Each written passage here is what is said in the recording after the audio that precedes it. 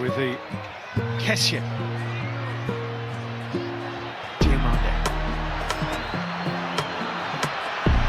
Diamande cutting inside.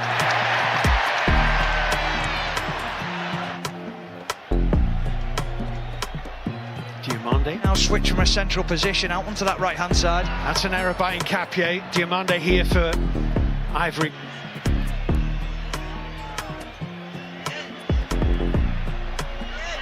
Nkapie poked To get beyond the player.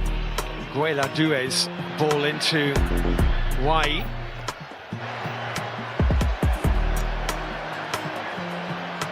Diamande. Good ball that. Pepe's back his own player. Diamande again, plenty forward here for Ivory Coast.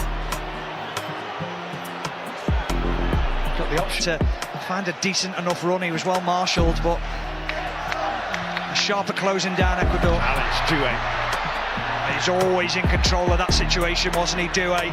Really good defending. Pepe, Sekou Fofana.